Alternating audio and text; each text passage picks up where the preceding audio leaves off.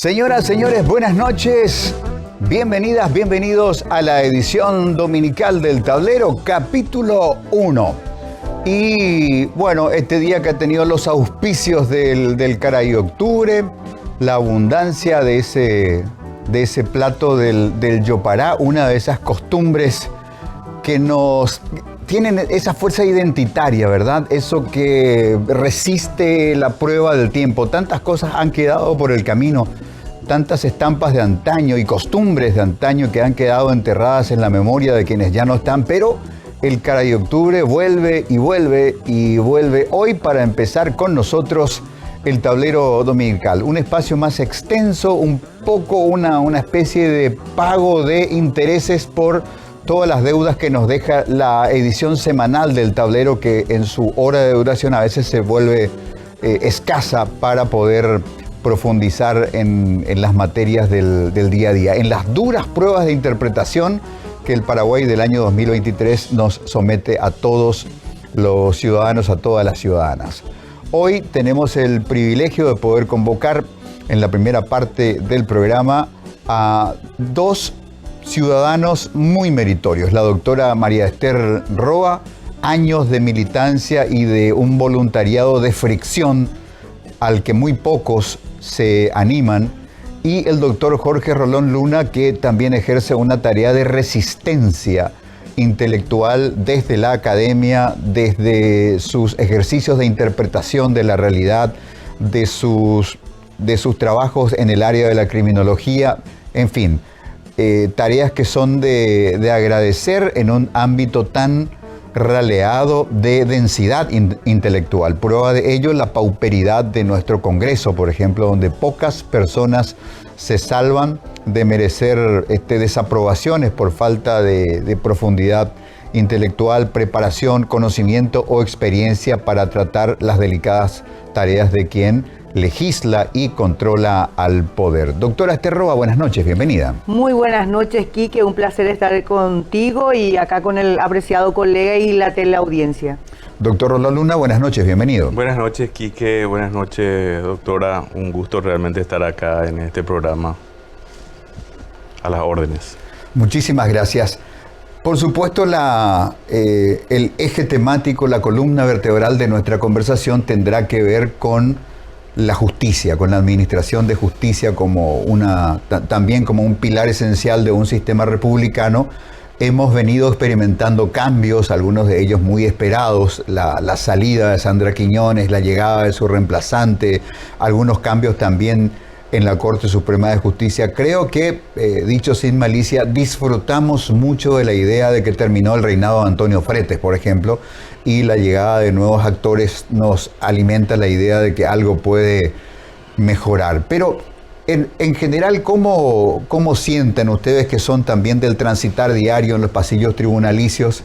¿Sienten que hay como una nueva moral, una nueva mística o una nueva expectativa instalada en los propios operadores de justicia de decir algo debería mejorar? ¿Cómo siente usted eso, doctora María Esther? Realmente yo no siento absolutamente un cambio sustancial. Veo cambio de hombres, pero no hay una política institucional, tanto en el Poder Judicial como en el Ministerio Público, que nos dé la esperanza que en Paraguay se va a cumplir con el mandato constitucional, convenciones internacionales que Paraguay suscribe en materia de lucha contra la corrupción. Y eso lo digo con absoluta certeza porque hace más de una década vengo apuntando a un solo objetivo, que es la lucha contra la impunidad. Pero sin embargo, tanto en el Poder Judicial como en el Ministerio Público hay no existe una apertura para que la ciudadanía ingrese a cortar ese vínculo que hay entre el Poder Judicial y la clase política, entre el Ministerio Público y la clase política. Así es que yo creo que tenemos que seguir luchando, que no nos queda de otra. Doctor Rolón, no estamos siendo demasiado exigentes, queremos que en 4 meses cambie estructuras que llevan décadas de estar instaladas. Bueno, la manera en que formulaste la pregunta se adelantó un poco a lo que yo estaba pensando mientras la escuchaba acá la colega. Realmente nuestro sistema de justicia tiene problemas estructurales. Y ahí es difícil pensar que los cambios de nombres, de figuras van a traer una solución a ese problema estructural. Obviamente, si uno se pone a pensar en términos personales, digamos, la diferencia que existe entre Antonio Frete y Gustavo Santander, por ejemplo, es enorme. Hay que reconocer eso. Lo de Frete era una cosa ya inaceptable. Me da curiosidad, perdón por la interrupción. Sí. ¿Cuál sería la imagen pública que tenía Antonio Frete cuando llegó? ¿Ya llegó con un parche en el ojo o se lo ganó con el tiempo? Y los memoriosos cuentan algunas historias. Yo lo conocía ya a Frete porque me tocó estar en la universidad cuando él daba clases. Sí, era una especie de discípulo de Fernández Gadea, ¿sí? Nace de ese ecosistema llamado Facultad de Derecho. Yo suelo ser muy crítico, suelo decir inclusive que hay que cerrar esa facultad porque genera también modelos de liderazgo que se fueron pergeñando a lo largo del tiempo y que son muy nocivos para el país. ¿Y por qué digo esto? Porque es también un ecosistema poderoso, no es solamente un ecosistema, es poderoso. Entonces, de ahí sale gente que ocupa lugares y que va escalando dentro de la estructura del Estado, en la burocracia del Estado, en distintos ámbitos. Ocupan cargos en el Estado, luego ya van a cargos electivos, en el sistema de justicia, y entonces se va generando lo que tenemos hoy. Parte de lo que tenemos hoy se genera ahí.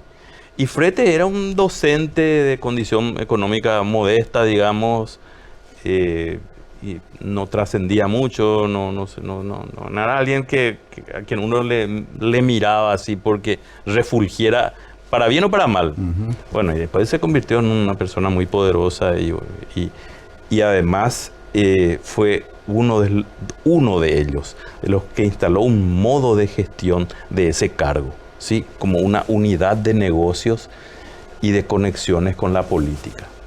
Y termina siendo accionista de un gran banco, indisimuladamente. Eso es imposible de entender y aceptar si hablamos de un sistema esencialmente republicano, que no es una república, obviamente, y eso, lo de Frete desmiente eso, y que no esté imputado a estas alturas, cuando uno ha visto, y seguramente la doctora también sabe, uno ha visto que fiscales imputan por teléfono cuando un comisario le dice, acá le tengo a este, le agarré, y él es el que robó los parlantes de la iglesia. No hay elementos, no hay manera de que un fiscal se interiorice, haya el principio de inmediación que implica ver la cara, escuchar, bueno, de qué estamos hablando, para qué elementos tenés, dame tu acta policial, voy a ver. Y en este caso hay evidencias, hay documentos, hay testimonios y no hay imputación. O sea, bueno, y ahí está un poco lo que dice la doctora, no están cambiando las cosas. Ajá. Doctora, yo no sé si usted fue estudiante de la Facultad de Derecho, pero pareciera que es una especie de laboratorio político, de escuela de formación política, y tiene una especie de currículum no tan, de currícula estudiantil no tan oculta, donde algunos alumnos dicen, a la facultad tenés que irte para hacer buenas relaciones, para saber qué materia tenés que ir a estudiar, no te quedes luego en clases, y también para construir relaciones que después vas a encontrar en el pasillo o en la seccional. Yo soy egresada de la UNA, y así concuerdo plenamente con el doctor Rolón. Ahí prácticamente lo que hacen los ministros, los docentes que están ahí ya captan al líder, o sea, el líder que ya es del primer curso, ya se fijan en ellos y ya empiezan a darles algunos carguitos. El papel del delegado, por ejemplo, el delegado ya empieza a perfilarse. Después, cuando terminan la facultad, ya ocupan algunos cargos claves y ahí se distorsiona todo. O sea que yo creo que tiene que haber una profunda transformación en la Facultad de Derecho UNA.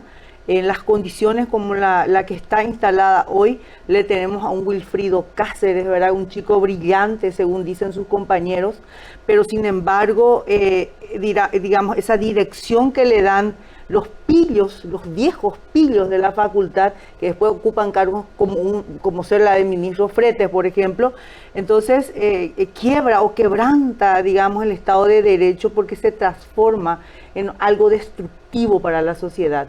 No tenemos seguridad jurídica, no tenemos los hombres y las mujeres adecuadas en lugares adecuados. Eso no quiere decir que no existan jueces y que no existan ministros y que no existan fiscales buenos, y que las hay.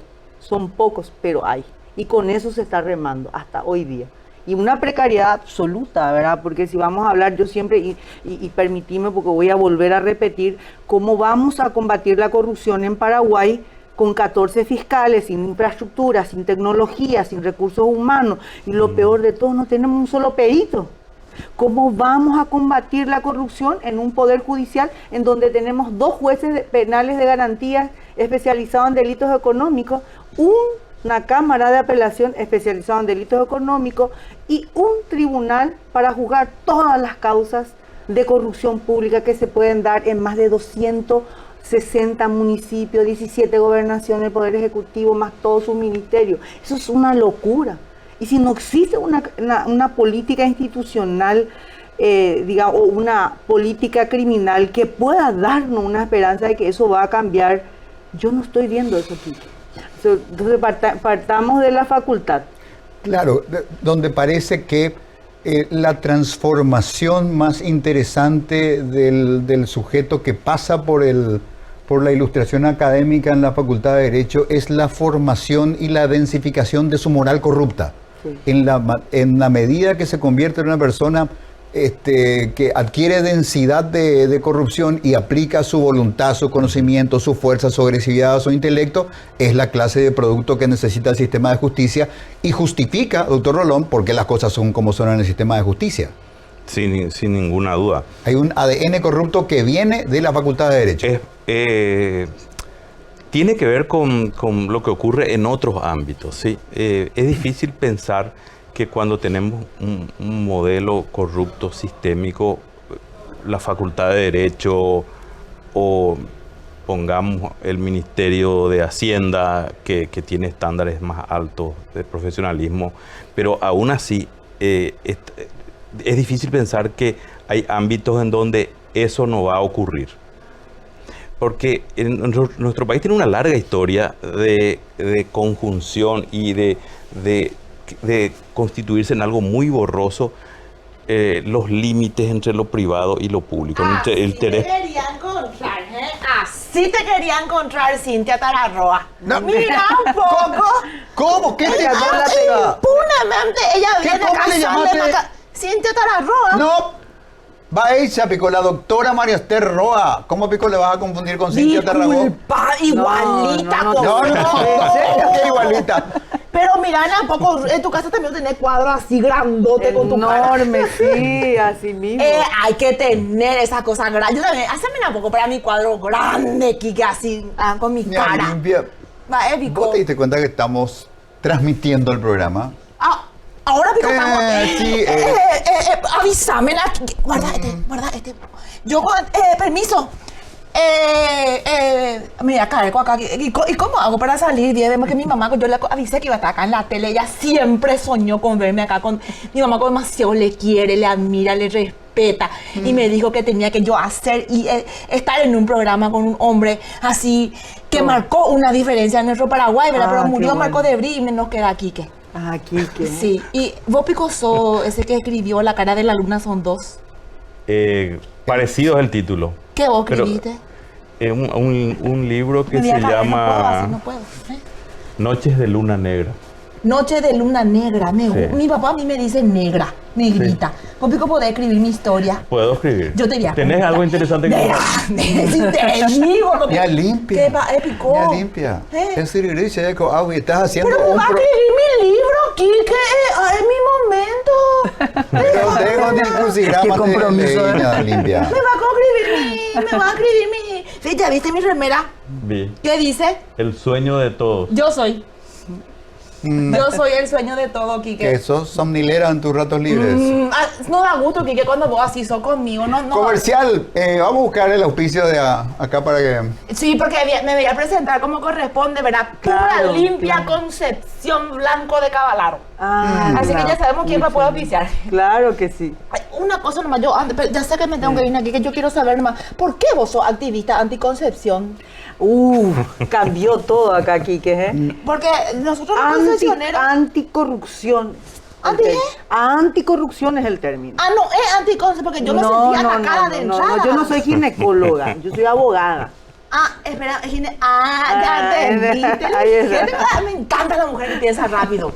Y el hombre también, pero menos hay. ¿En serio? Vos pensás rápido, pues no entendés rápido. Anda... A la pucha, Quique. Así, pero y mi momento de fama terminó, Vico, ya. Mi mamá conoce, mi mamá ya me viste para que yo estoy acá con Cintia Tararroa y con el señor que escribió La cara de la luna. Doctora Esther Roa. Doctora Esther Roa y Eso. Jorge De la Lanata. Rejota Gina Gatarrabondi. Bueno, me voy ya, entonces disculpen la interrupción. No, pero cuando siguen quiera, hablando cuando de su quiera. tema profundo y delicado que ojalá cambie en el país. Porque Exacto. dice que vamos a estar mejor, ojalá, ¿verdad? Sendero Baño.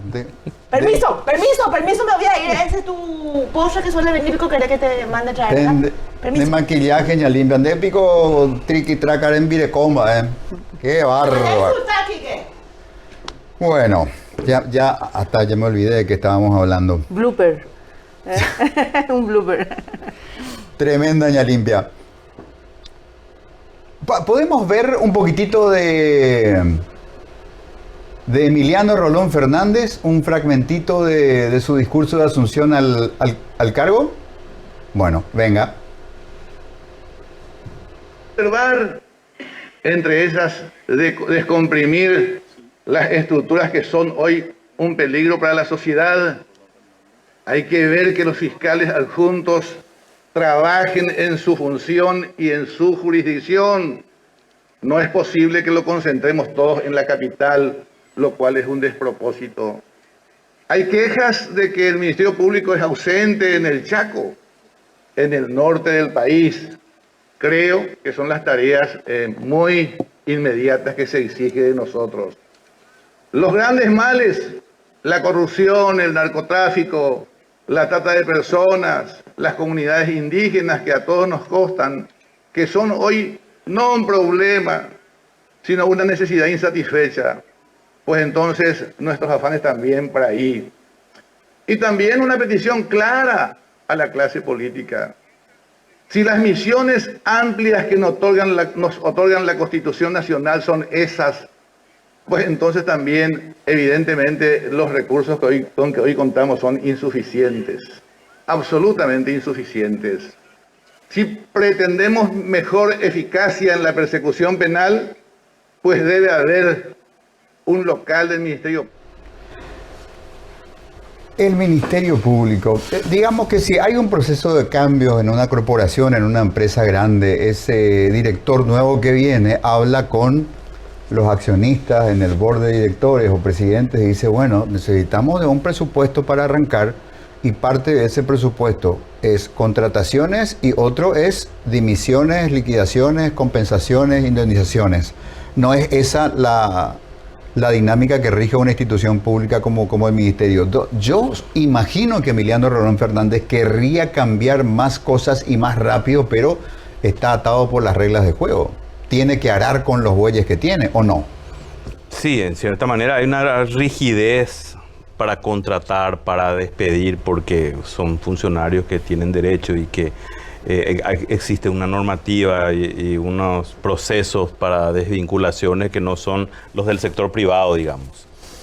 Pero sí, es posible pensar que tal vez para dar una señal clara y categórica, que creo que no se dio, hubo traslados, cambios de escenario para algunos fiscales adjuntos muy cuestionados, por ejemplo, pero a mí me parece que en algunos casos corresponde meter a ciertas personas directamente en el freezer y pues juntarlos en una habitación con una silla y una mesa, por la reputación que tienen, por lo que han hecho a lo largo del tiempo, por vínculos directos en algunos casos con grupos criminales innegables. Estamos hablando de vínculos, cuando hablo de vínculos directos hablo de cónyuges, parientes cercanos, fiscales que han estado también vinculados a hechos de corrupción, sin que Claro, eso... lo más notorio probablemente haya sido lo de González Daer, donde prácticamente había unidades fiscales que eran parte de su esquema de cobranzas compulsivas. Claro, uno no sabe hasta qué punto eso puede afectar también la carga de trabajo pendiente, que inclusive ya el retraso que tienen las fiscalías, pero ese es un buen ejemplo. Todos esos fiscales freezer hasta que se averigüe. Esta persona que tiene vínculos directos con una organización criminal, con casos concretos en donde se ha investigado a capos del narcotráfico con actitudes sospechosas, a más de los vínculos directos que son observables abriendo los diarios, ojeando nada más. No estamos hablando de investigaciones profundas, pero son casos que supongo que la gente conoce. En esos casos corresponde. Esa gente no puede seguir en el Ministerio Público. No puede seguir en el Ministerio Público. Voy a dar nombre. Doctora, Sí, sí, usted. doctora Roa, Voy a dar nombre, ¿verdad? a propósito Perdón. de lo que dijo el doctor Rolón de ponerlos en un freezer con una sillita, eso hizo Rolón Fernández con Liliana Alcaraz y con Marcos Alcaraz, y para que vean ustedes quién es el padre de la criatura, el cartismo los adopta y hoy son ministros. Claro, son ministros. No, pero estaba diciendo el caso, mientras estaba hablando el doctor, estaba pensando en la figura, por ejemplo, de Katia Buenmura, ¿verdad? Que está en Pedro Juan Caballero, en donde prácticamente ella sigue ocupando el cargo, no hay ni un viso de cambio, porque así Fiscal como... antidroga encima. Y es fiscal antidroga. Entonces, esas son las señales que la sociedad percibe y empieza a tener sus dudas, ¿verdad? Entonces, nosotros pensamos, ¿verdad? Por lo menos aquellas personas que estamos en el día a día peleándola, no estamos viendo ni las personas adecuadas frente a unidades especializadas, ya sea de delitos económicos, anticorrupción. Demasiado le quise atajar, pero no pude. Escándalo está armando tu masa morrera y no le pagas más, tu hiladillo no le pagas, tu postre no le pagas, ese Benico y con Oreo tampoco, tu levantó, nada no está pagando, don Quique. El guardia le atajó, le ató por la que no hay caso, va a rayar tu auto, dice, si no le pagas. Pagale tampoco, por favor, no hace pasar vergüenza a mí, a la señora Cintia Tararroa, ¿Qué? María Esther Roa, decía un poco, María Esther Roa. María Esther Roa, Bueno. ya que vos sos anticorrupción, ¿le podés pedir que pague su cuenta? Que no nos Acá- haga pasar mal a la mega cadena. Mira, ña limpia, si hay dos cosas que no existen en la ciudad de Asunción, año 2023, la mazamorrera no existe más y tampoco existe el tipo que te saca a bailar. ¿Siga? ¿Siga? Timbre, anda. Como hay gente que me saque a bailar para que sepa. Y bueno, le voy a decir a la producción que paguen ellos, entonces vete vos después. Bueno, vamos a ir a atender a la señora de la mazamorra durante la pausa, queridos amigos. Primera emisión del Tablero Dominical, presencias importantes, voces poderosas, muy moralizadas por la coherencia de su conducta de lucha, cada cual en su ámbito. La doctora María Esther Roa, el doctor Jorge Rolón Luna, hablando de esto que es básicamente la justicia en el banquillo de los acusados. Nuevos actores con viejos vicios. Seguimos hablando de esto porque recién estamos entrando en materia, recién calentamos motores. Regresamos en un instante.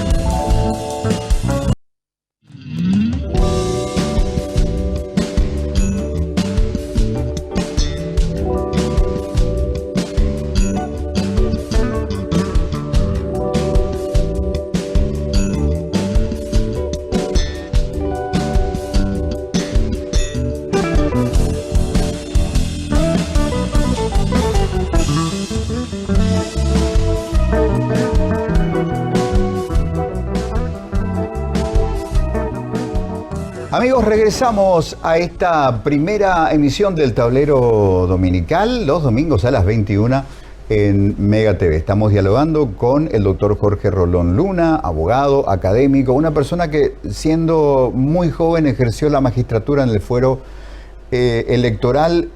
Dedica también disciplinadamente su tiempo a la escritura. Ha publicado al menos dos libros con, digamos, textos de literatura no vinculados a su labor académica y en la pandemia se comprometió consigo mismo a escribir un cuento corto por día. ¿Cuántos escribió? ¿A cuántos llegó?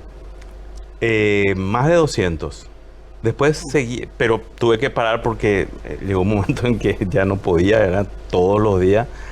Y después fui escribiendo de a poco, fui escribiendo más, no completé todavía la meta, pero ya esos textos ya están siendo editados en Buenos Aires, se van a publicar seguramente en algún momento próximo, solo que ahora no tengo tiempo para ocuparme de eso. Bueno, doctora María Esther, acá el amigo escribe para escaparse por la ventana de la ficción y usted atrapada en el laberinto de la realidad. Suelo ver sus publicaciones en Twitter con la revisión de causas. Sí. El tipo de cosas que, por ejemplo, en los Estados Unidos hacen entidades no gubernamentales que están sufragadas por algún fondo comunitario, voluntario o qué sé yo, de cooperaciones internacionales que permiten que los profesionales a título oneroso puedan dedicarse a ese tipo de control. En su caso es estrictamente voluntario. Asimismo, encontramos un método de control que yo creo que eso está funcionando, porque anteriormente lo que veíamos es que estaba una zona liberada prácticamente donde los jueces, los procesados y los fiscales y sus abogados prácticamente desarrollaban audiencias y ahí terminaba. Con este control lo que nosotros logramos es, ingresar a la sociedad civil para controlar que ese proceso llegue hasta su final, ¿verdad? Y tenemos grandes logros, Quique, y digo tenemos porque soy una parte de ese grupo ciudadano que está en Somos Anticorrupción Paraguay y la Coordinadora de Abogados del Paraguay, en donde hemos logrado condenas, por ejemplo, a tal vez leve, pero Víctor Bogado, un hombre que gateó en la política y a través de ese mecanismo de control nosotros le sacamos del centro político con una condena leve, 1 año, más 460 millones de guaraníes pagar, pero logramos. Enzo Cardoso, Rodi Adán Godoy, ocasionaron un daño patrimonial de más de 68 mil millones. Hoy están presos, 7 y 8 años de cárcel. Estamos logrando que Miguel Cuevas, un ex presidente de la Cámara Baja, exdiputado, esté condenado a 5 años. Y yo puedo citar muchísimos logros, así es que este sistema funciona y lo que nosotros vamos a hacer es ir mejorando la calidad de control. ¿Para qué? Para poder por lo menos cumplir lo que todos soñamos, que en Paraguay ya no sea la regla la impunidad. Doctor Rolón, esto que hace voluntariamente y con mucho mérito la doctora María Esther Roa, ¿quién tendría que hacerlo en el Estado o el sistema de suyo tendría que resolver aquello que desde la vereda grita con el megáfono la doctora Roa? Bueno, tanto en el ámbito de la corrupción como en otros ámbitos, quiero extender un poco también el concepto de aquello que tiene interés ciudadano o que debería tener interés ciudadano, porque nuestra sociedad, en cierto modo, tiene una apatía importante, digamos. Entonces, este tipo de iniciativas ciudadanas rompen un molde social muy particular que uno espera que vaya rompiéndose más y que la gente también se involucre más, aunque no es fácil hoy día hacerlo. Mucha gente tiene necesidades importantes, no tiene tiempo para dedicarse a la militancia, para dedicarse al control social de la función de sus agentes públicos. Ese es un caldo de cultivo importante para la impunidad. Nosotros estamos ocupados en nuestros problemas diarios, en tratar de sobrevivir y a veces no hay tiempo para este tipo de cosas de interés social. Entonces, particularmente creo que hay instituciones que miran para otro lado constantemente y otras que directamente no existen y que podrían cumplir funciones en este ámbito. La Contraloría General de la República, uno espera un rol más activo. La Procuraduría, que tiene la labor de ocuparse de la defensa del interés patrimonial del Estado. ¿Qué hizo en este tema de las tierras de Remancito, por ejemplo, Remanso? ¿Sí? ¿Qué hizo? Ahí, por ejemplo, uno hubiese esperado que la Procuraduría haga algo en todos estos años que pasaron. Y después está la Defensoría del Pueblo, que es una verdadera vergüenza, ¿sí? Han puesto ahí a lo largo del tiempo y lo han hecho a propósito, ¿sí? Eso ha sido hecho, digamos, de manera dolosa. gente que no tiene vinculación con los derechos humanos, que no tiene experiencia, que no le importan los derechos humanos, y ahora está una persona que en su currículum figura que fue despachante de aduana y no se escucha nada. Claro, no se a la escucha nada. Defensoría del Pueblo le hicieron una lobotomía porque era potencialmente, conceptualmente, una Sí. institución peligrosa para el status quo colorado. Conceptualmente y desde el punto de vista constitucional y de la ley, tiene facultades importantísimas, pero está muerta, está ahí, como decís vos, le cortaron el cerebro y está ahí con un respirador existiendo para decir que el Estado paraguayo tiene una Defensoría del Pueblo y ir a los organismos internacionales y si hay un proceso de selección que cumple con estos requisitos, con estas pautas, bla, bla, bla, y no existe en la práctica. No existe en la práctica. Uno no tiene informes sombra de la Defensoría del Pueblo sobre el tema de la situación carcelaria, sobre el tema de la violencia institucional. No se involucran en esos casos de violencia institucional, en tortura.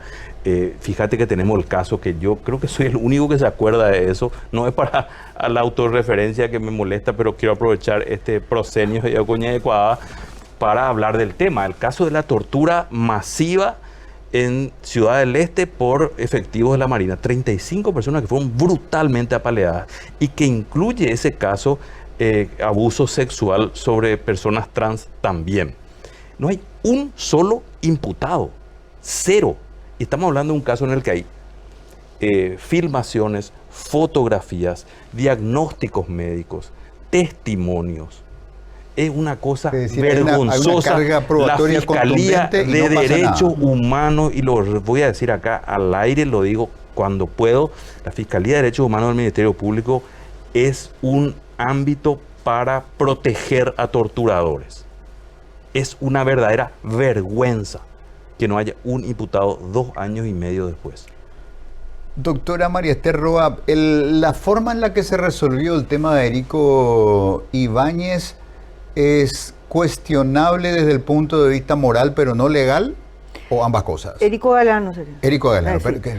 Bueno, realmente lo que nosotros vimos fue una maniobra para apartar a dos fiscales que con la imputación pidieron la prisión preventiva porque ellos creyeron de que sí se podía dar uno de los presupuestos o todos los presupuestos, que es la obstrucción, el hecho era grave, había fuertes indicios, el vínculo con el senador, hoy Erico Galeano, y unos días antes le recusan a estos 2 fiscales, y yo honestamente te comento que gente de adentro me comentaban de que ya se sabía que ya se iban a presentar estas recusaciones contra estos 2 fiscales y ya se estaba ahí en la esfera superior, vamos a decir, ya estaban buscando quién iba a ser el fiscal que se animaba a cambiar y pedir la prisión domiciliaria. Y ahí levantó la mano Néstor Coronel y cambia el requerimiento fiscal y le dan no solamente un privilegio de ir a su casa, sino que con un permiso especial para ir a legislar.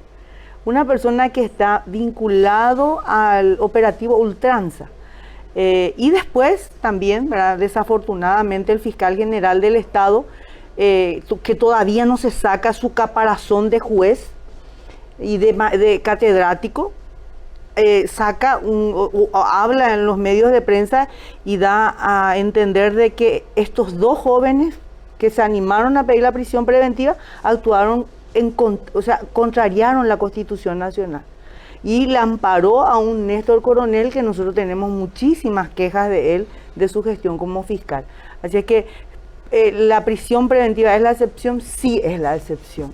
Pero ¿por qué no se aplica en igualdad de condiciones? Hoy tenemos más de 11.200 personas privadas de su libertad bajo la denominación de prisión preventiva. ¿Por qué esas personas no gozan el mismo privilegio de Erico Galeano? Que muchos de ellos son mucho menos peligrosos que Erico Galeano. Esa es la reflexión que yo dejo un poco, doctor. O sea, doctor Ronald, yo creo que hasta el despensero de la esquina puede decir, ¿cómo no va a tener potencialidades obstructivas un tipo que es senador de la República, del Partido Colorado y del bando cartista? ¿Cómo?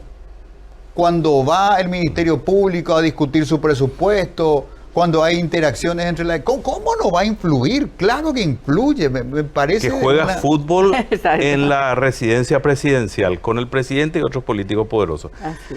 Bueno, el caso de Erico Galeano es un caso muy interesante para discutirlo. Obviamente que hay una cuestión constitucional de los tratados internacionales que nuestro país firmó, de la ley, tiene un aspecto jurídico esto, y tiene un aspecto que lo vincula con la realidad y con la política. Voy a tratar de ser breve y preciso, porque es un tema también de cierta complejidad. En primer lugar, yo particularmente creo que la prisión preventiva es algo de lo que se abusa en Paraguay. Retomando el discurso de la colega, Paraguay en términos porcentuales, ¿sí?, es uno de los países que tiene más alto porcentaje, o sea, números relativos de personas sin condena en el mundo. Y ha oscilado en ese top 5 en los últimos 10 años y ha llegado a estar primero, ¿sí? Y está siempre oscilando entre el 1 y el 5 en el mundo. Primera cuestión. Entonces, ¿qué quiere decir eso? Como decía la doctora, los criterios para la aplicación de la prisión preventiva son muy laxos acá. Más o menos es así. Te imputan, sos pobre y te vas preso. ¿Sí? Eso funciona así de cajón. Y eso me lo dijo un fiscal hace muchísimos años, que es una especie de McDonaldización de la justicia. ¿Sí? Tienen ya todo preparado, un modelo de requerimiento para solicitar la prisión preventiva, le cambian el nombre y eso los jueces de garantía, que no son de garantía habitualmente, olvidan su rol de que tienen a su cargo que esas reglas del debido proceso y ese poder punitivo que cae sobre el individuo de entrada y de manera muy violenta no lo termine aplastando. Por eso se llaman jueces de garantía. Generalmente se allanan a lo que los fiscales solicitan. Eso es también algo que ocurre con demasiada frecuencia. Yo he visto pedidos de prisión preventiva donde los fiscales dicen: las fronteras de Paraguay son muy porosas. O sea, cualquiera se puede escapar. Entonces, prisión preventiva.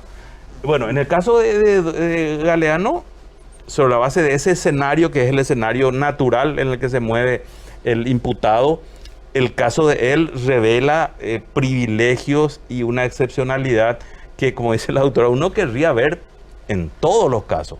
Da la impresión de que sí, llegaron con una componenda previa, porque, o si no... Sin tierra, me dije, yo estaba en el control, le escuché sin tierra, y bueno, vengo a sacar toda la tierra porque llenito de tierra. A ver un poco tu pie. Mira, ¿cómo pico? Así vas a venir lleno de tierra. Limpia, no puedes, te voy a dar para tu pasaje, agarrar la chaqueña, te vas a Puente Remanso, cruzar al otro lado, ahí vas a encontrar mucho sin tierra. Eso Fernando sin Camacho. Tierra, a mí me saca nervia que me pone eso sin tierra. Eso Vale. pues ya son el colmo, ¿no? Es como estos sin tierra que vienen con tierra llena de tierra acá. No hay que confundir con sin tierra. ¿Cómo? No, Nenecho tiene la culpa. No, Uno no pero puede eso- caminar por nuestra vereda sin ensuciar. No podemos tener razón. En otros países no es así, en otras ciudades no es así. En otra ciudad es otra ciudad. Y acá, claro. por ejemplo, esos sin tierra de Remancito que son Yatebu, puro Yatebu. O Cambú, ay, fuera, no le aguanto. Pero ese de perico Yatebu, galeano. En español, garrapata.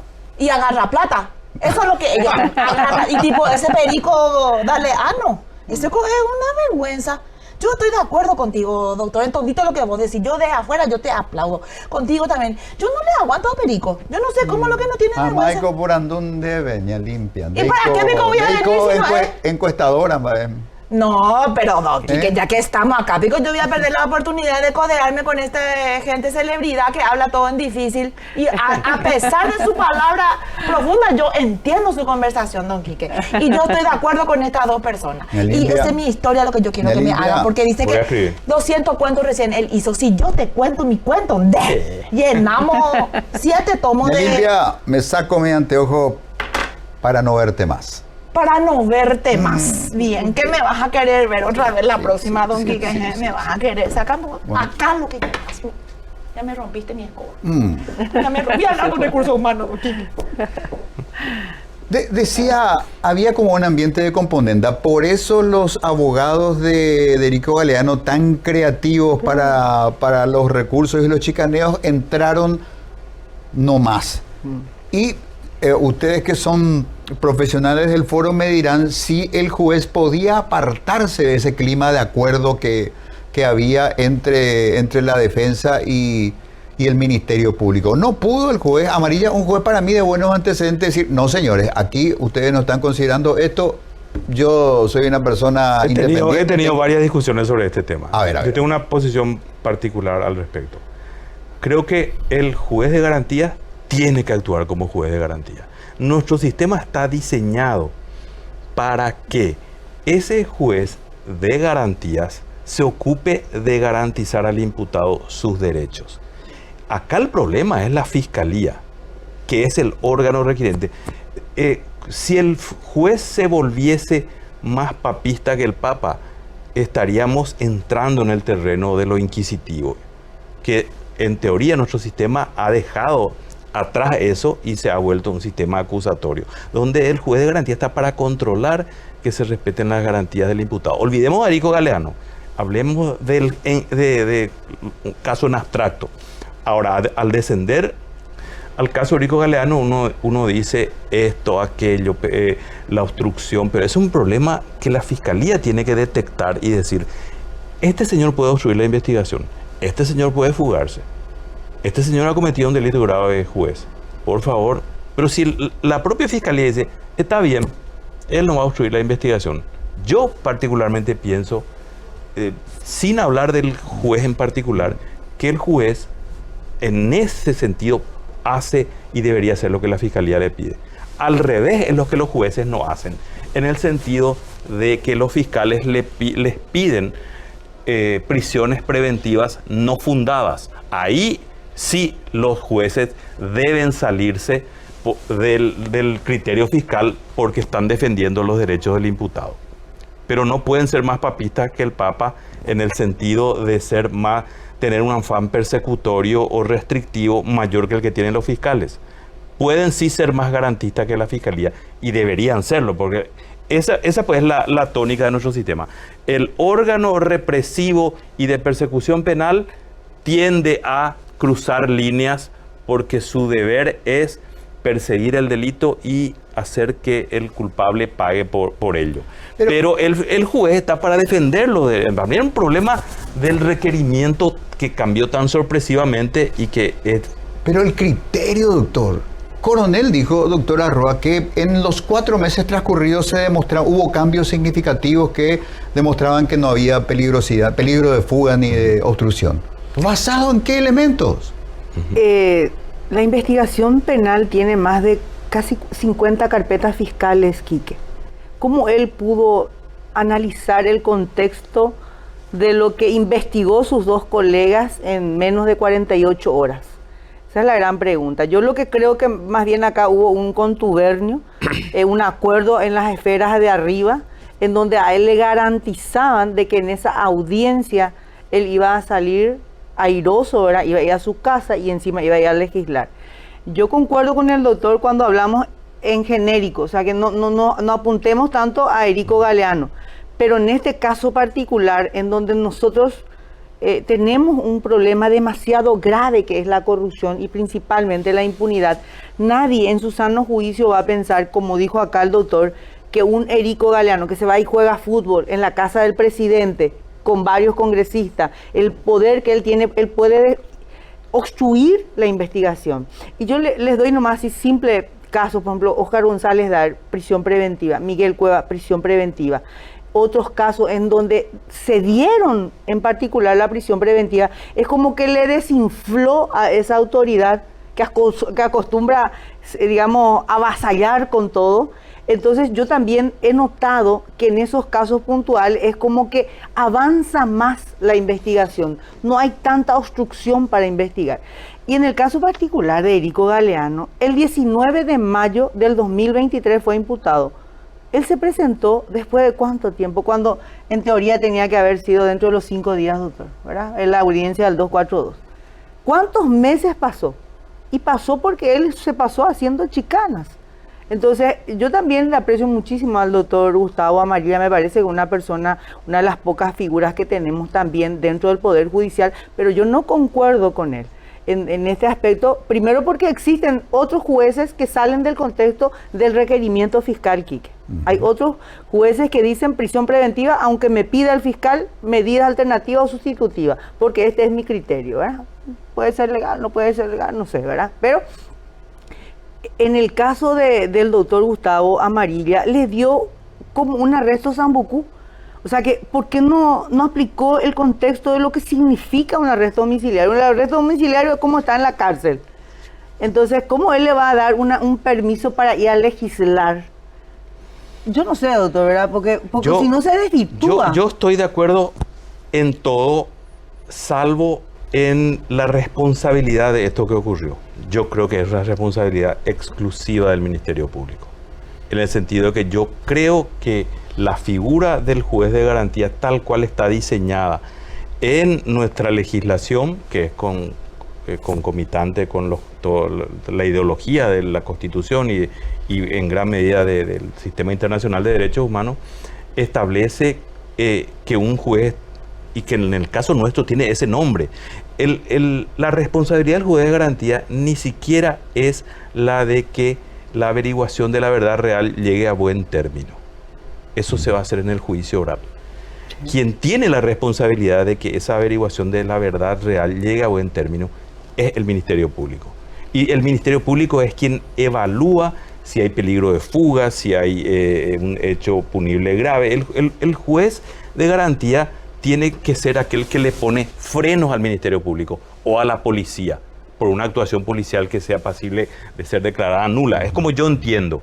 Pero es como yo entiendo y no digo que todo el mundo tenga que entender como yo lo hago. Ahora, sí quiero ser categórico de que la actuación del Ministerio Público en este último tramo y con el cambio ese tan repentino es realmente no solamente llamativo, es sospechoso y da para que podamos decir todo lo que se está diciendo acá en este programa. El trato de privilegio que le dan a este señor que está envuelto en un hecho supuestamente, en un supuesto hecho punible muy grave y que contrasta con los otros 14 coprocesados. ¿Sí? Se causa inu, como dicen los presos. Claro. Sí, están todos con prisión preventiva. ¿Por qué en este caso no? Eso es lo que yo creo que hay que cuestionar desde mi punto de vista. ¿Por qué los otros están presos y él no? Y yo creería, mirando desde la gradería y sin tener que apelar a los textos de la ley, que Emiliano Rolón Fernández en esta etapa táctica no va a decir qué pico pasa. No va a decir nada hasta que no haya salvado su presupuesto, hasta que no se sancione su presupuesto. Él cada vez que habla dice necesito más plata. ¿Ya limpia? ¿Vale? Acá dejaste, don Quique, mi escoba. ¡Qué bárbaro! ¡Qué mucho! Que ya busqué, no sabía dónde se quedó mi pedazo de escoba. Ay, disculpen, por favor, la interrupción. Terminar lo que estoy diciendo. Vos podés terminar cuando vos quieras, don Quique. Bueno. Cada uno termina cuando quiere y cuando puede. Sobre todo vos, don Quique. Siga. Si podés terminar, terminá. Suertemente voy a orar por vos. Voy a orar por vos, don Quique, para que pueda terminar. Muy bien que termine, don Quique. No, vos nomás te reí de tu chiste, ya limpia. Digo yo que, mirando un poquito, cada vez que Emiliano habla, dice, me falta plata, necesito más plata.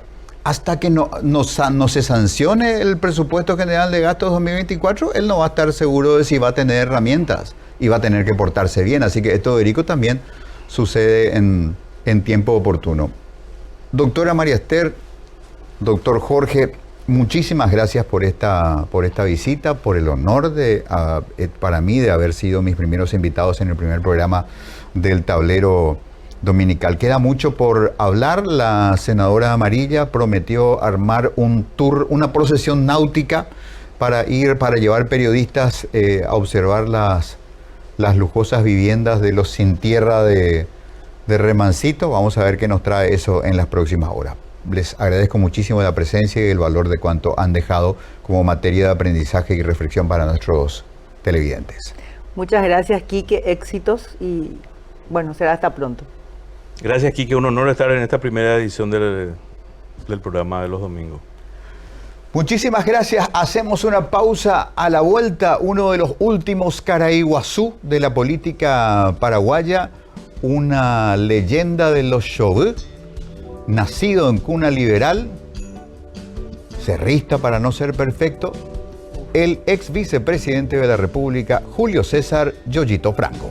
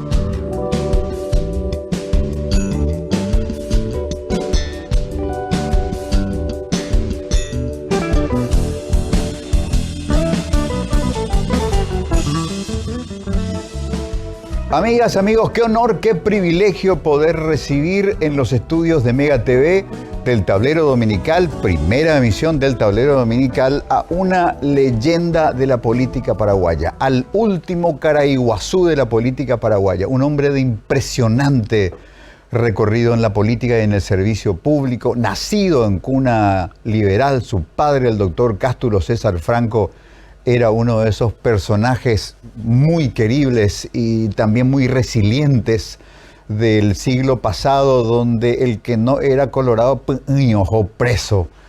En esa cuna de resistencia, de amor por el ideal de la libertad, nació Julio César Franco Gómez. Fue intendente de su ciudad de Fernando de la Mora, fue vicepresidente de la República, fue legislador, presidió su partido y es esa clase de hombres sabios cuyas voces son muy necesarias en momentos turbulentos como estos que estamos viviendo en la República del Paraguay. Así que para nosotros un altísimo honor de recibir la visita del doctor Julio César Franco, el querido amigo Yoyito Franco. Yoyito, buenas noches, bienvenido. Muy buenas noches, Quique. Buenas noches a toda la audiencia. Se embotuche Tereila, Andeña es amigo, pero así siempre hemos trabajado en y por la política. Y yo no soy un crítico de los políticos actuales. Yo creo que hay buenos y habrán otros que no tanto como los buenos, pero se va aprendiendo de a poco y se va saliendo hacia adelante. Lo que hay que sí entender y compartir, le decía a la autora Roa al salir de tus primeros entrevistados esta noche, le decía de que es muy importante para garantizar la paz de la República la vigencia de la justicia. Y la vigencia de la justicia se va a dar única y exclusivamente cuando estemos integrados todos los paraguayos de todos los pensamientos políticos.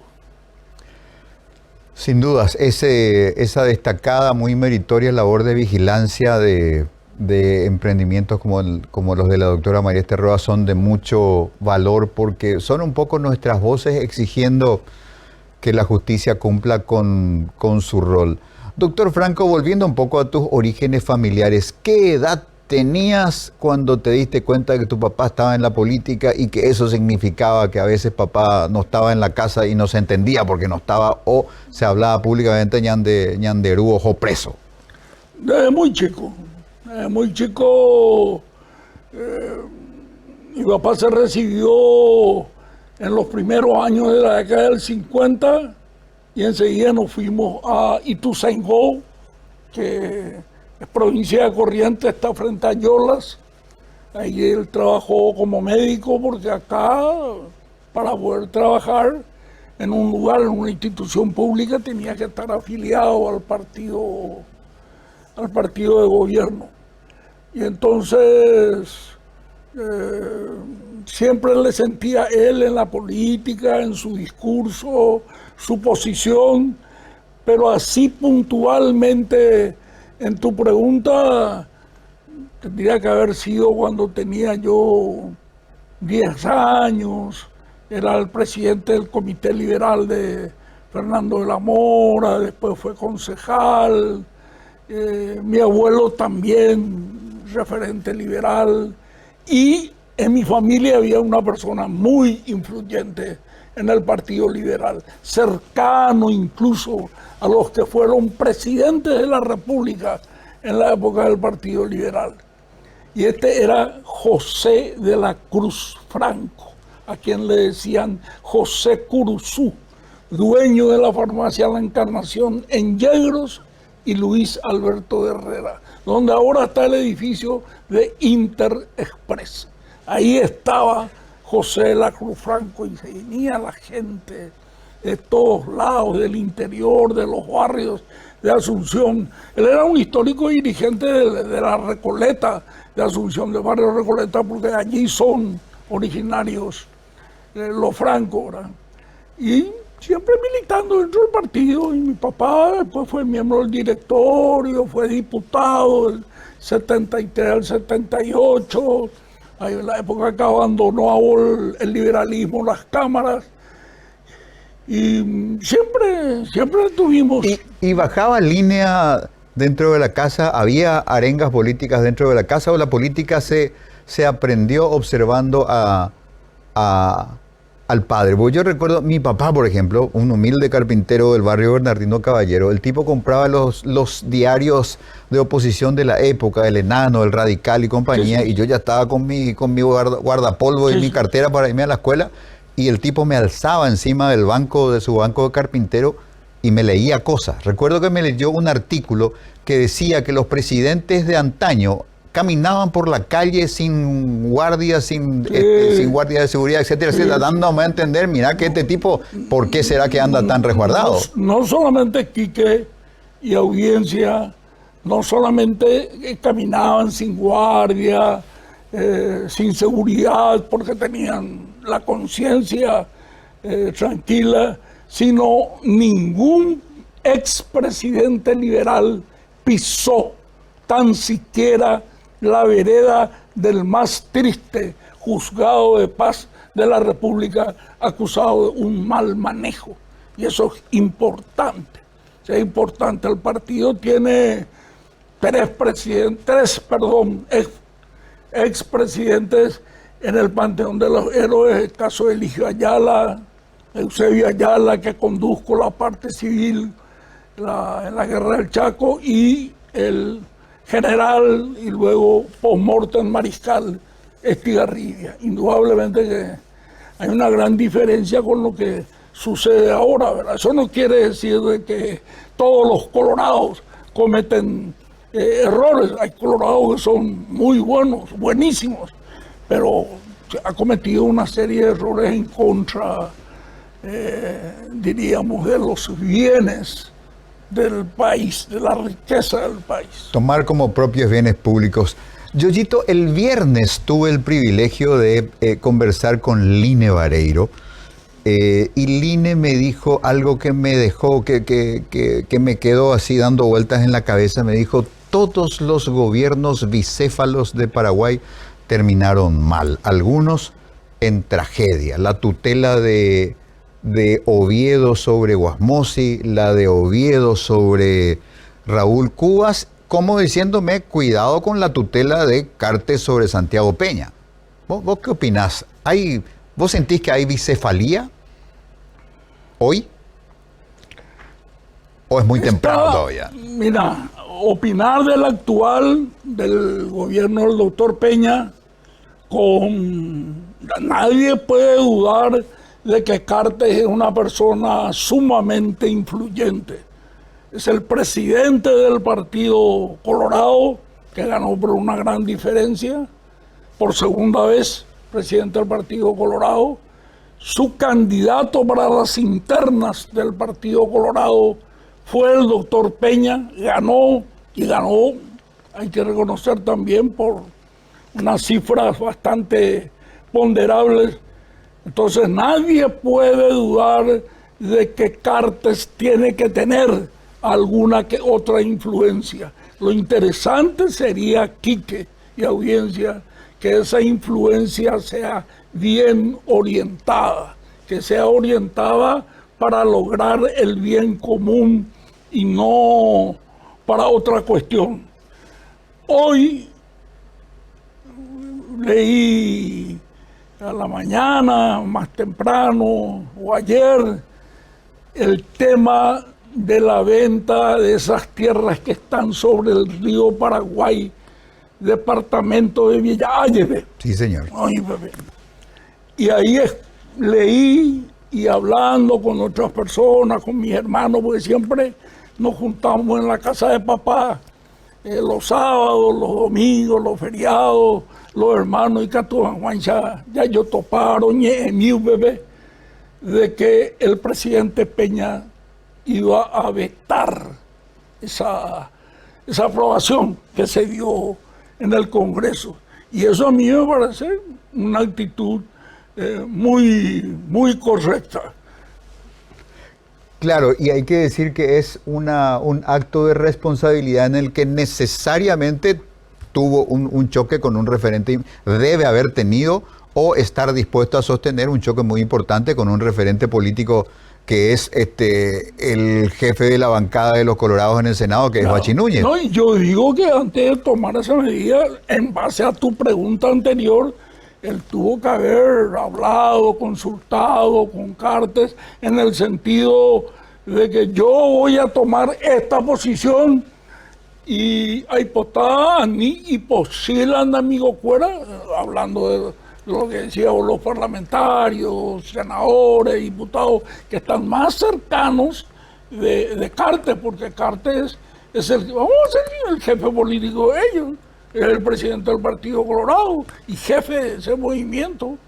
Entonces ellos le responderían más a Cartes.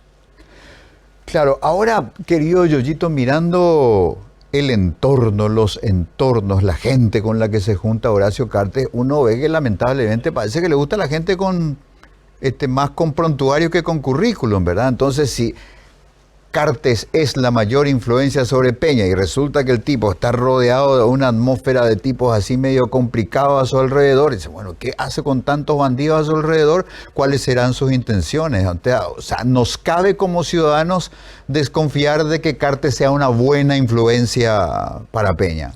Encima con la espada de Damocles de la cuestión norteamericana no resuelta, ¿verdad? Claro, ese viejo adagio, tan viejo como casi toda la humanidad, dime con quién andas y te diré quién eres, indudablemente que tiene su influencia. Si esas personas no reúnen la capacidad en su actitud, en su corrección, en su moral, en su intelectualidad, evidentemente no va a ser bueno. Yo espero, porque al final de cuentas, espero, Quique y audiencia, porque si actúa bien el presidente Peña, el beneficio va a ser para todos los paraguayos, o tendría que ser así. Entonces, ojalá que tome las decisiones correctas. Yoyito, ¿cómo observas las interacciones en el ámbito parlamentario donde una oposición formal, responsable de su labor de oposición, es mínima? Está aquí, tan cierto como la mañana se levanta. No puedo pedir a otro lado a cantar. No, yo vengo más, yo le quiero pedir acá al Padre Trento que me No, convierta mi agua. ¿Cómo Padre Trento? Tú dices, de pecado. Dame un poco la bendición, por favor, Padre. Yo como aseo pequeño. ¿Cómo Padre Trento? El doctor Julio César Yoyito Franco, ex vicepresidente de la República. Padre Trento picó. Pero yo estaba escuchando desde allá y era la homilía del Padre Trento, Quique.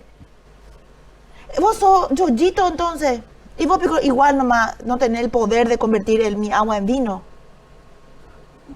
Agua en vino, ni que tú, ay, y que tú a bendecir, bebé. Bendecime un poco, Pero, por favor. ¿cómo convertir en vino? Ya. Pero con que vos me bendigas, yo ya estoy más que agradecida. Una- porque una bendición viene profana. Octubre y gracias, gracias. Muchas gracias, muchas gracias. Aquí que le hace falta. Aquí que le hace re falta. Después de esto no sabe la puteada que voy a ligar. Pero no importa porque te hace falta. Está bien. Teléfono, doña Limpia. Bueno, ¿querés que te traiga tu No, teléfono? no, te llama tu maquilladora, te llama. Dice que esa se le me derramó hace todo el polvo por la cara, sí. Gracias, padre. Da- Gracias, No, gracias, Federico. Yoyito. Gracias, Federico Franco. Muchas gracias, muchas gracias. Siempre voy a estar agradecida. Gracias, Mate. Que se te devuelva por camionada la bendición. ¿Sos un hombre de confesión católica? Sí, ¿Sí? sí. De tradición familiar. Sí, de traición familiar. Soy un agradecido a Dios de todo lo que me ha dado en la vida.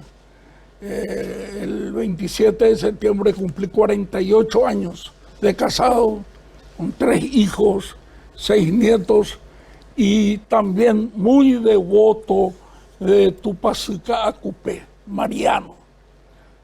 Por supuesto que tengo mis errores o pecados que suceden en la vida, pero soy una persona que en líneas generales hago el culto y cumplo los mandatos importantes de la iglesia. ¿Y eso se extiende a tus hijos y nietos? ¿Te piden sea o ya son un poco diversos en sus creencias? ¿Tus hijos, nietos? No, hacen mi hijo, el mayor, que es médico, ¿verdad? Y mis nietos también.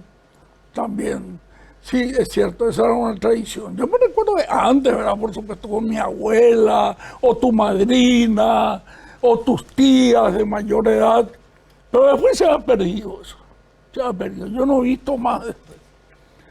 Pero una de las que se casó con mi hijo, yo veo de que mantienen eso, y eso ellos entonces se decidieron a recultivar esa tradición, que es una tradición de amor, de cariño, de respeto. La casada con mi hijo mayor, su familia usaron, tiene el papá de ella, que sería el suegro de mi hijo, tiene hijos que están en la marina de alta graduación, capitán de navío, capitán de fragata, y vienen con todos sus garrones y le piden la sea a su papá. Y es muy bueno eso.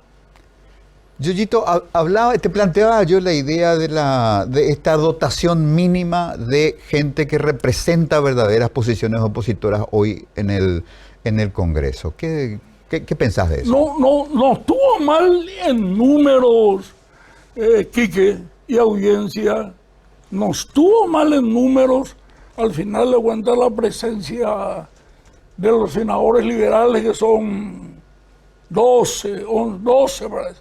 El problema es que, como vos estás diciendo, entraron, se ubicaron esos 12 e inmediatamente eso quedó partido en 7-5, 6-6, y eso debilita al partido y debilita la posición del partido.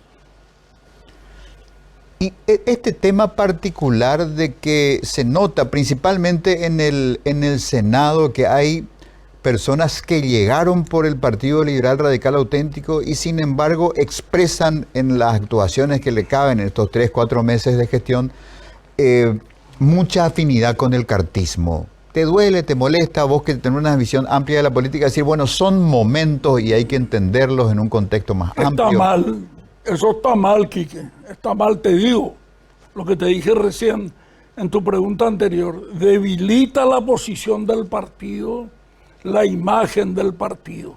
El liberal, ese liberal que hablaba de tu papá, de Barrio Jara, del carpintero, liberal humilde, sencillo, que hizo su esfuerzo para ir a votar por esa lista de senadores, o lista de diputados, o lista de concejales, o listas departamentales, o gobernadores, etcétera, votaron pensando de que ellos cumplirían los preceptos del liberalismo paraguayo.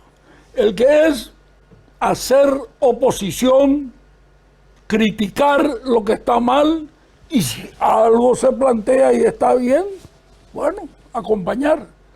Pero como vos decís, hay algunos que antes incluso de que sea la sesión inaugural del Senado, había algunos que ya decían, vamos a votar por fulano de tal para presidente del Senado, que es una buena persona.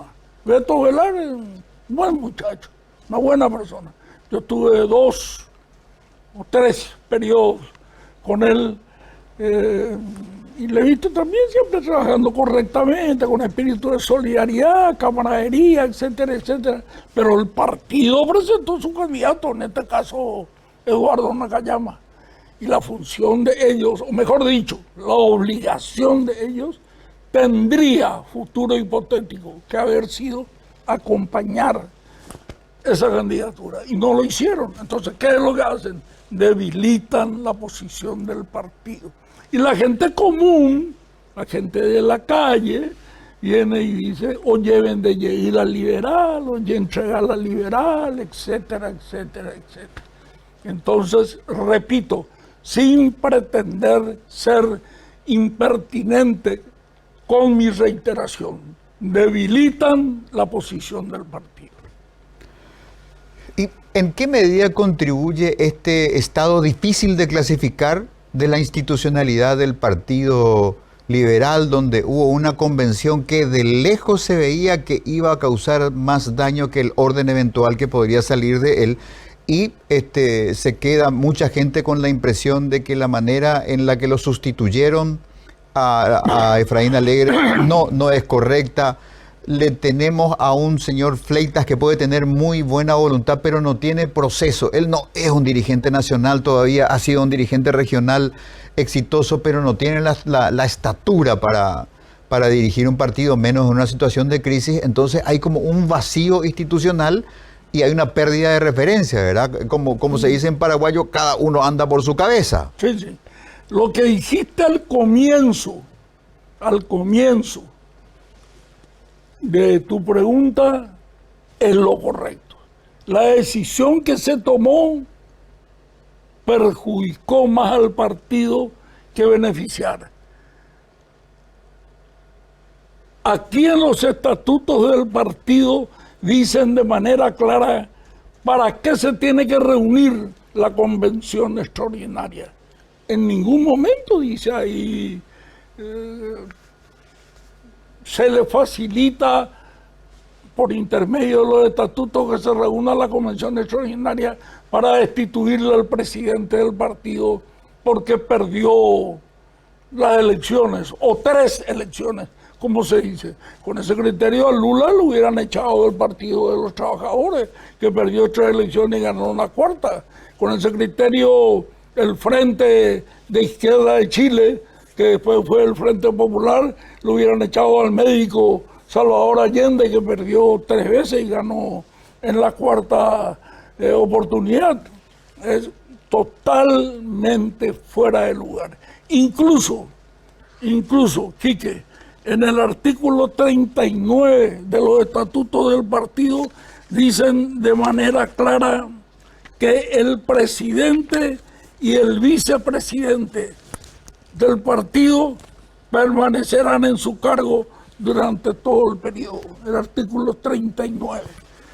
Por lo tanto, ahí lo que se tendría que haber buscado es un diálogo y tratar de congeniar los intereses tanto de los que querían o quieren que se vaya Alegre del partido, porque perdió, repito, en 3 oportunidades, y la otra posición, y ver la manera de poder reencontrar las diversas posturas, encaminar y quitar adelante el partido. Yo reconozco que había una mayoría, hay que ser sinceros, había una mayoría por distintos motivos, se perdió 3 veces, esta fue una elección que hubo una gran diferencia de votos, bla, bla, bla, bla, bla, bla, que no se logró la unidad con las demás fuerzas opositoras, todo, y eso influyó para que la gente vaya al Rowing a pedir la destitución de Alegre. Pero estuvo fuera de lugar la destitución de Alegre. Un poquito fuera de lugar, pero una pregunta nomás yo, así, me tomo el atrevimiento, ¿verdad? ¿Por qué vos, señor, le asustaba a las criaturas de siesta? ¿Por qué qué? ¿Por qué le asustaba a las criaturas de siesta? Limpia. ¿Por qué el asusto? Sí, porque Quique me dijo, ese señor que va a venir es Caraí Bozá, me dijo. ¡No! Vos me dijiste Caraí Bozá va a venir. Lee. El último Caraiguazú. Caraígua. Gran señor, se dice Peña Limpia. Gran metida de Peña Limpia. Disculpe, padre Trento, disculpe. Hablando de bolsa. Recursos humanos, acá. No, espera aquí que tu macatera viene a 7 la bolsa de ropa que le debe. Dice que no le entregas más. Porque vos cambiaste tu talla, no sé qué, y ahora no sé si querés más grande, más chico, pero no le pagaste. Y por favor te estaba esperando para que le pague. No, Deca, tú vos no entendiste, Peña Limpia, que... Perdón, Caraí, Guazú, perdón. Yo para de hoy es una comida, ¿no? Esta ropa colorinche que sabes que parece que sos la novia de Triquitraca. A mí por lo menos me queda vistoso, no como a vos que te queda apestoso. Permiso. Bueno. Disculpe, Caraí, Guazú, disculpe, padre Trento. Ñande, ya, el servicio doméstico es un gran problema. En esa convención, Quique, y audiencia, hay que reconocer de que hubo mayoría, pero repito, no tenían la autoridad estatutaria para poder quitarle a Alegre de presidente del partido. Y esa remanida cantinela de que la convención es la máxima autoridad del partido, por supuesto que es la máxima autoridad del partido, pero el hecho de ser la máxima autoridad del partido no le da, valga la repetición, la autoridad para patear que las la reglas. convención haga lo que quiera. No, hay que hacer lo que los estatutos permiten. Y hoy un partido bastante fraccionado, erosionado, a consecuencia de esa actitud tomada, evidentemente no le va a traer nada bueno al Partido Liberal. Claro. Estamos en la compañía del doctor Julio César Yoyito Franco. Me cuesta imaginar o tratar de ubicar otra persona que tenga tanto recorrido. Probablemente su hermano Federico Franco está cerca de su palmarés, porque a diferencia de Yoyito, por ejemplo, Federico también fue, además de intendente, fue gobernador del Departamento Central. Personas que han pasado por el servicio público en funciones muy notables, muy importantes y en momentos muy importantes de la vida contemporánea del Paraguay. Vamos a hacer una pausa, será muy breve, nutrida de muy buena información comercial para todos ustedes, y a la vuelta seguimos teniendo la grata presencia de Julio César Yoyito Franco aquí en los estudios del Tablero. Primera emisión del Tablero Dominical en Mega TV.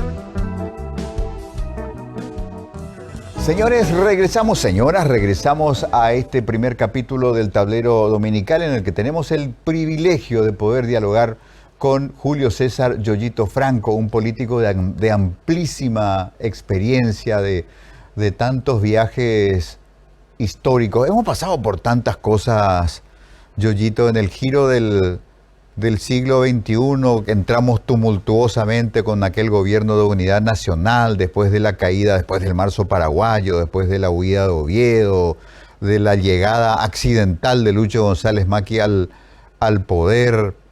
Pero digamos, en la línea sucesoria de los liderazgos del Partido Liberal Radical Auténtico, si nos ubicamos después de la caída de Stroessner, es el tiempo de Laíno. Después va emergiendo Yoyito y tiene un taíra que se llama Blas Llano, que con el tiempo hace su equipo joven, y por ahí también venía caminando Efraín Alegre, y hoy día, digamos, la gran disputa, la gran fractura es este diferendo que no sé si será irreconciliable entre Efraín y Blas. Sí, sí, sí. En el liberalismo hay que recordar así rápidamente, en la década del 60, 70, los liderazgos estaban peleados por Carlos Alberto González, Beto, y Justo Pastor Chocho Benítez. Venía el enfrentamiento entre ellos.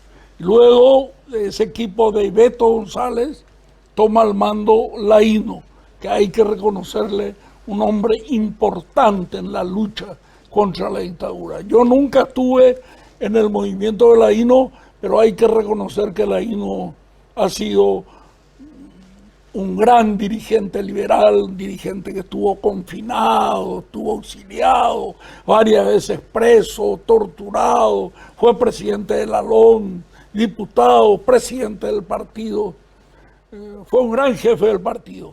Y también paralelamente... Yoyito, era como una mística de la época esa, sí, el tiempo de que vos entrabas a la arena de la política. Yo trabajaba con Tito Saguier, en el movimiento de Tito Saguier, y la gente enseguida de Icuá, Moto, Lado, Banderejó, y te decían, muchos dirigentes te decían, Lareyu, Taramoco, Abereñe, Eva, Hija, Juana, La Ínore, Terejo, Yegundes, hermano. Muchos te decían eso. Pero también Tito Saguier, un gran luchador, un hombre valiente, siempre se arriesgaba, siempre ha tenido firmeza en sus principios, varias veces preso, y con su hermano al lado Rambo, que era también Hermes Rafael, un hombre muy importante. Y luego llega, como vos estás diciendo, la caída de Stroessner, que fue en el 89, Laíno seguía teniendo su fuerza, hasta que nosotros le ganamos unas elecciones internas en el año 1999, el 21 de marzo, domingo, y el martes 23 de marzo le matan a Argaña, y se produce todo. La gran turbulencia. Claro. Y después viene el tema, la vicepresidencia, y eso da... Yo enseguida entendí que nosotros queríamos ganarle al hijo Argaña, que además una buena persona, un buen candidato, Carlos Félix Argaña, el partido tenía que estar unido. Como después se hace con Lugo en el 2008. Claro. El Partido Liberal unido a la fracción que representaba, diríamos, al socialismo democrático. Ahora, el Paraguay con Lugo. Yoyito, un hecho que siempre yo destaco es el hecho de que la elección que te lleva a la vicepresidencia termina con guarismos aritméticos muy chiquititos. 0,7. Y solo 0,7. el tremendo capital de prestigio que tenía aquel Tribunal Superior de Justicia Electoral supo ser garante, porque si había sospecha terminamos en una guerra civil. Quique, y audiencia del tablero, firman los 3 miembros del Superior Tribunal Electoral, y uno de los 3 era el doctor Morales. Y el doctor Morales, un hombre de tendencia del Partido Colorado. Colorado era popular. Nadie podía negar. Fue aquel candidato a intendente que le ganó Filisola en el 91. Y entonces, pero firmó él reconociendo la victoria del candidato contrario a su partido, diríamos. Pero lo que resalto nuevamente es de que para tener chances de ganarle al Partido Colorado hay que hacer una unidad, hay que conversar, hay que dialogar. Que yo creo que Alegre lo hizo, Quique, y Audiencia del Tablero. Muchas veces critican, pero Alegre hizo, Alegre habló con el sector Acevedo, habló con el sector del doctor Paraguayo Cubas. Lastimosamente no salió, pero conversó, hizo todo lo posible, le pidió que la acompañara y lo hizo la ingeniera Núñez, integrante de otro partido político en la vicepresidencia, una manera de dar la exteriorización de que evidentemente esa era una fórmula que buscaba integrar a los paraguayos. Le criticaron, Yoyito, en algún momento justamente eso, de que haya abierto cupos liberales para que integren otras expresiones políticas, y luego sobre la consumación, digamos, de la derrota en las presidenciales, algunos dijeron, y encima regalaste nuestras posiciones a gente que por sí misma no podía haber entrado.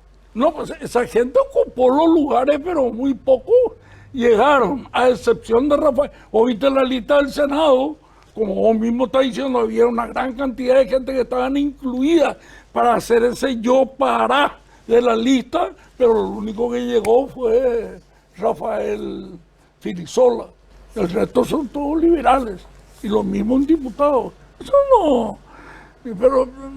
Pero lo que te quiero decir es que ahí se tendría que quizás ahora, por supuesto, todos somos genios, sabios, después de ver todos los resultados, era lograr, por ejemplo, una alianza con el equipo del doctor Paraguayo Cubas y tener Alegre y una gente de Cruzada Nacional. Eso hubiera sido una fuerza muy importante. Mirá, los 850, casi 900.000 votos de Alegre con los 600.000 votos del doctor Cubas, era 1,5 millones, y el doctor Peña tuvo 1,200,000.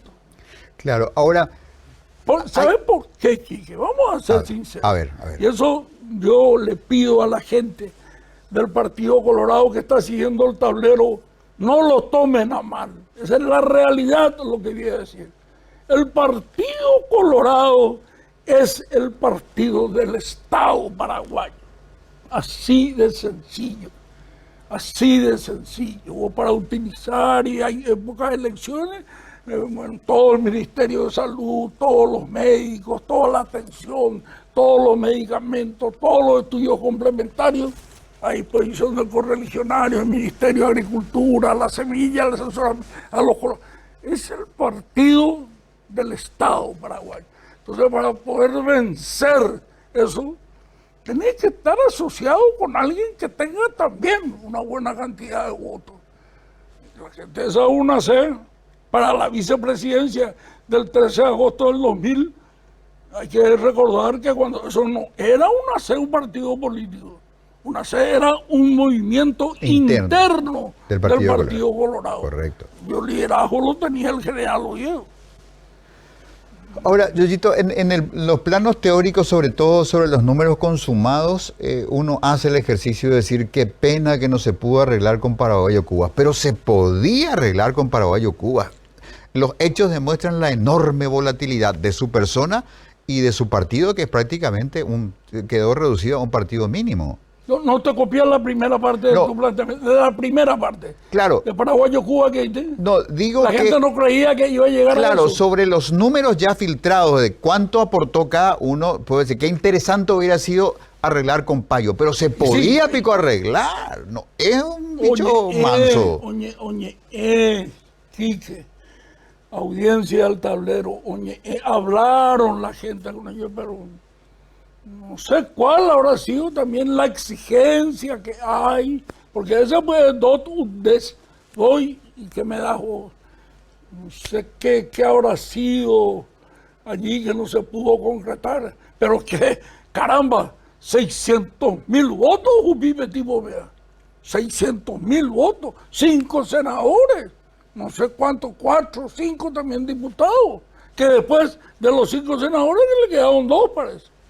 Su señora y otro. Claro, eso te quería preguntar, querido Yoyito. Esta volatilidad de Cruzada Nacional es la consecuencia de no haber tenido procesos internos para afirmar, para homologar ideas, sentimientos, conjuntar un partido atado con alambre. Yo recuerdo, el senador José Oviedo, que tiene una conducta muy respetable en la Cámara de Senadores. Él acompaña siempre. Claro, le pregunté, ¿cómo fue tu proceso de llegada a Cruzada Nacional? Y me dijo, yo le llevé mi proyecto a Payo y él me dio un número. Y yo le dije, ¿qué? ¿Un número de teléfono? No, un número en la lista. Es decir, leyó su proyecto, miró su cara, le pareció un tipo interesante, adentro, ya sos candidato a diputado. Si el mismo proceso, el mismo filtro pasaron los otros, uno entiende más o menos por qué terminó como terminó. Yo no sé cuál habrá sido el procedimiento, pero no pongo en duda en primer lugar lo que decís vos y de que quizás haya pasado porque por eso se produjo esa ruptura de esas 3 personas que se fueron. Quiere decir que no tenían ningún tipo de arraigo con Cruzada Nacional. Pero él captó, mi querido Quique, el voto bronca. El voto bronca, el voto de la gente que está esperando el colectivo, 3/4 de hora, 1 hora y media, no, uy, esa regulada, el hecho de que vos llames a IPS urgente, necesitas una endoscopía, tenés que hacer ahora, 1 día, 2 días, y te dice, venga en marzo del 2024. La gente de que es asaltada, hay gente que son asaltados 3, 4 veces cada mes, permanentemente la inseguridad. Esa gente le votó a Payo Cuba, la gente, el voto bronca. En el caso de Alegre tuvo el voto de los afiliados liberales y también pudieron haber existido algunos del voto bronca. Me refiero al voto bronca a la gente que no está muy identificada partidariamente. Yo no sé si ahora, por ejemplo, repetimos una elección y va a Esto tener... es un asalto que Bye. no puede ser. Bye. Espérame que Quique. No, ¿cómo No, que? no. Nervia estoy en este momento. La mamá del grado es mi chat de gente, no voy a permitir, como pico para la colación, no van a pedir semejante. Esto es un robo. Esto no puede ser. ¡Qué bárbaro! Dios mío, no se puede con la mamá del grado, no se puede. Hasta acá. ¿Qué es lo que es el problema? Y No, estamos- pero ¿qué pasó? No, estamos peleando todo por el tema de la colación y son desastre esta gente. Dios mío, hay una tajita aroba, peor que Celeste. Después otro día, oye, Picharo, está pichadísimo a lo bachi. Pichado como va. Y no, eso no es nada, Graciela, la cantidad de filtros que se ponen, ¿no? Y tipo Yaminal también, vos no sabemos si es Oso Jatá o el senador Ario. Y la caradura de, ay, una que, oye, arrepentí y quiso llevar, después quiso devolver los fondos del grado a los Camacho. Se cuera, realmente yo ya no aguanto más, Quique. Senador Ario. Senador Ario. Agrio. Agrio. No es agrio. O bueno, capaz que sea agrio. No sé, yo, Pero ese jovú, ese jovú no, amargo pues, que no se le... el senador amarilla Ajenjo. dice que él es Senador ajenjo. Ario. Y bueno, el ajenjo ese, el que no, intratable, incomible, Ario. infumable. Ario, como Ario Herrero. Ario Herreiro. Ario Herrero, que está acá en Info 18. El alto, ese que antes hacía chiste al gel. Ya limpian de jabón de pureza. Disculpame, pero yo soy blanco de cabalaro, por lo tanto jabón no me va a faltar. y Pero a bueno. mí si me vas a pedir que me retire, me vas a pedir con respeto, ¿sí o no? Sí, claro. Padre Trento, ¿cómo se despide a una mujer? Esa pico padre tren. Te pido nomás el sea para ir. No, y para más bendecida, Sí, yo creo que es digna de ser respetada. Yo soy bendecida por la naturaleza. Muchas gracias. que te haga tú. Con permiso, Bueno. Quique, yo te iba a mandar a la mamá del grado para que vos nomás ya lidie con ella, porque se cueraima. Yo ya no puedo más. Hablaba con Graciela y con Insuni, porque infumable. No, ya entendí, No puedo limpiandera, más no yo con sé eso, del Quique. grupo de WhatsApp, todo ese hablar guaure, tangue, andereñemose, y entendemos las razones. ¿Cómo se llama nuestra amiga? Ña limpia, ¿Eh? pura limpia. Doña con- Limpia. Sí. Doña Limpia. Ella evidentemente usa las piezas negras, se enfrenta con vos. Sí. Me adversa. Ella te hablaba del grupo étnico ario. El grupo étnico ario. Indoeuropeo. Sí, Bueno, indoeuropeo. te decía, hoy es capaz si hacemos una elección, Quique, en el supuesto caso que se repita, yo no creo que Cruzada Nacional, con todo respeto, ¿verdad? Puedo estar equivocado, evidentemente, lleve 600.000 votos nuevamente. Porque fue el momento, tuvieron el voto. Y a eso es lo que voy, Yoyito. Si no tenés proceso institucional, si no generás una referencia, si no hay una cultura política que contiene tu fe partidaria o tus ideas con el país, no Claro. se sostienen en el tiempo, pues son todos Porque se mensajitos del dieron momento. situaciones especiales, la gente de Alegre, que perdió 3 veces. Y lo que sucedió en el Frente Guazú, tenía 7, 8 senadores, metió 1 y entró en el número 42 de 45. Y el líder histórico, fuerte, porque ha sido un gran líder, fuerte en el país, para ganar esas elecciones en el 2008 con Federico Franco Gómez, no apareció en la lista. No, sucedieron una serie de cuestiones. Por eso también el partido, y salieron correligionarios a criticar, pidió certificar que se verifiquen las máquinas, las urnas, probar, constatar. Claro, pero sin haber Pero ya podido. algunos se fueron a Buenos Aires. Creo que todos fallamos Sí. en no poder argumentar la duda razonable. También, sí. Si Estoy la de acuerdo. máquina falló por este factor y tenemos Estoy de esta acuerdo, evidencia, ese estoy de factor acuerdo. probatorio Claro, estuvo claro, ausente. estoy Pero de fíjate acuerdo. lo que pasó con la Argentina. Las mismas máquinas del mismo Claro. proveedor fallaron. En ¿Cómo esta se va a última votar? hora. Claro, ¿cómo Pero se va a votar el 20 de octubre? ellos demostraron dónde estuvo Claro, la falla. y ahora el 20 de octubre van a votar en papeletas. Sí, van a usar papeletas. Esto le llaman, sí, pero por supuesto que sí. Por supuesto que sí. Claro, yo solo ver noticiero argentino y salieron como decir. O sea, las críticas que nosotros hacíamos, ellos tenían la diferencia de argumentar. Acá está la falla. Y que lastimosamente no se dio, ¿verdad? Vamos a ver. Doctor Franco, materia complicada, futurología. ¿Qué hay que hacer con el partido? Celeste Amarilla dijo en una oportunidad, así muy en caliente, días después de la convención, hay que tomar una tercera posición. Ni aquí ni allá vamos a crear algo porque si nos sentamos en uno de los ejes, la fractura va a continuar. Y lo otro es que, a pesar de todo, cuando se deba enfrentar otro compromiso electoral, tendrá que hacerse el esfuerzo otra vez de concertar. Y el otro compromiso electoral sería de aquí 2 años calendario, 2024 y 2025, porque en el 26 es elecciones municipales. Yo creo que el presidente Fleitas, hoy nominado presidente por esa convención, que te repito, no tenía la autoridad para destituir la Alegre, pero puede iniciar diálogo, no puede, tiene que iniciar diálogos, conversaciones, hablar, conversar, ir a visitarla al propio Alegre y ver qué se puede hacer. O si no, el Partido Liberal corre el peligro de sufrir lo que sufrió la Unión Cívica Radical en la Argentina. Después de la victoria que tuvo con Alfonsín y después de unos años con la victoria que tuvo con De la Rúa, de repente bajó a 4 o 5%. Mucho más peligroso. Y peor todavía sería si es que querés constituir capaz otro partido, otra vertiente, ahí más vas a debilitar. Tratar de rearmar y arreglar el Partido Liberal Radical auténtico. Y para eso probablemente un grupo va a tener que ceder a favor del otro grupo y ese otro grupo también ceder a favor de aquel primer grupo. Es así la política.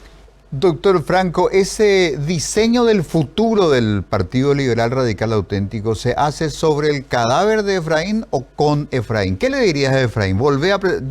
Mi naricita me dice que cuando haya una interna, Efraín se vuelve a presentar para demostrarle a aquellos que le echaron de la convención que es a él hay votos de tabea. Yo no conversé más con Efraín, pero leo permanentemente sus declaraciones sobre este tema que planteas esta noche en el tablero, de que si se hacen elecciones, Alegre se va a candidatar.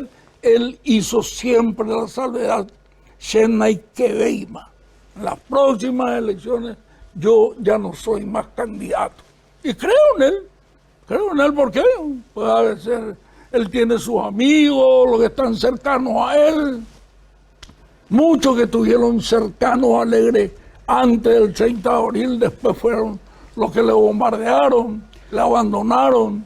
Yoyito, tengo que cerrar el programa y no quisiera hacerlo sin pedirte una referencia brevísima a la calidad de la actuación que ha tenido como diputada y hoy tiene como senadora Celeste Amarilla. ¿Qué pensás de ese ímpetu que tiene Celeste? ¿Te gusta? ¿Te preocupa?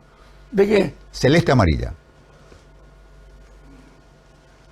Una militante de muchos años del partido, Celeste estuvo conmigo en la municipalidad de Fernando Mora. Yo era intendente, yo le nombré como directora de Hacienda. Es una persona capaz, honesta, laboriosa, y ella puede aportar mucho al partido. No sé si estaría en condiciones de tomar las riendas mismo del partido, pero es una persona capaz. Una persona capaz y una persona, de carácter, como te digo, valiente, porque ya denuncia varias situaciones. Este tema que habíamos hablado de los lotes, ella y la doctora Katia González, que también es una muy buena parlamentaria, muy valiente también. Hay buenas personas.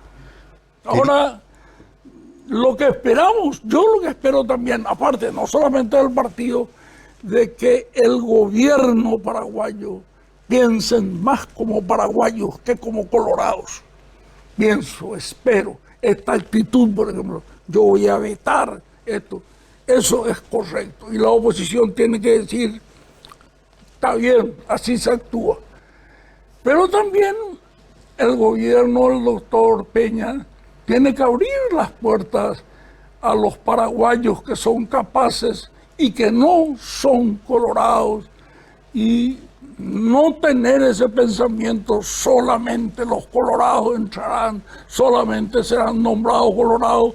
Pueden haber, Quique y audiencia del tablero, para el tema Itaipú, el anexo C, las cláusulas, la energía, vender a quién.